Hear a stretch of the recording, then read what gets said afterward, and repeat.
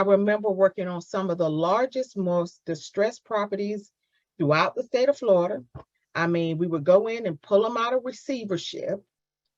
We would get them funded. One of my properties had 28 buildings, 256 units.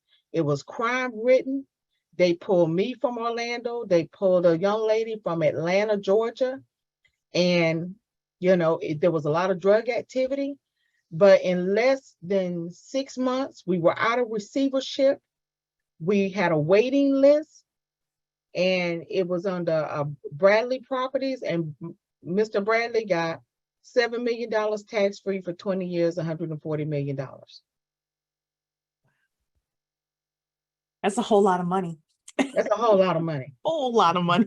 So we would go in, and I would take a property and negotiate with HUD for him. I was the money girl. I would go negotiate.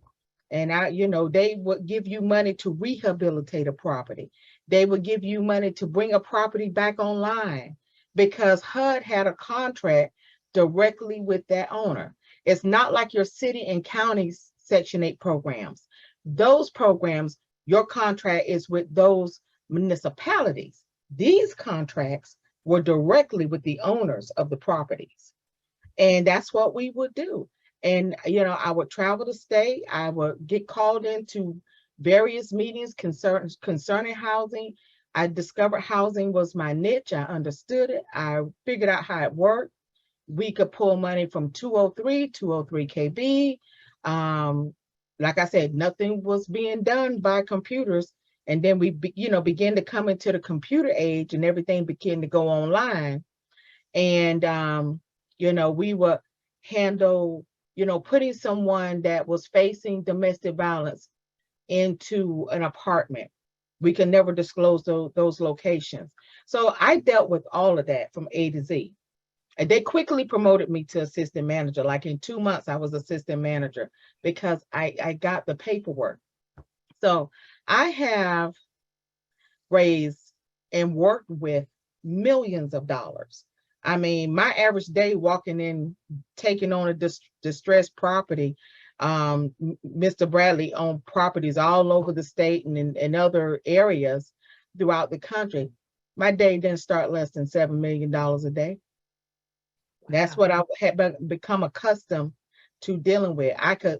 He could put me on the property. I could eyeball that property. I could write down the good. I call it the good, the bad, the ugly. What it was going to take to get that property online. And he would always tease me. I never missed my point by more than $100. So I kind of could eyeball a situation and say, this is what it's going to take to bring it up to code and get it back online.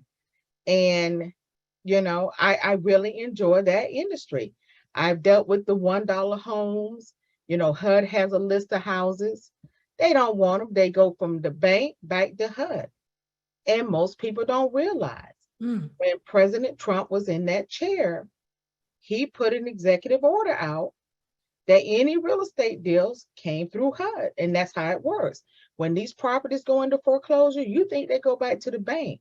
No, they go back to HUD, because HUD is the originator of every real estate deal in the country. That money comes from the Director of Treasury, is verified to the IRS, and flows right over to HUD. 1, 2, 3.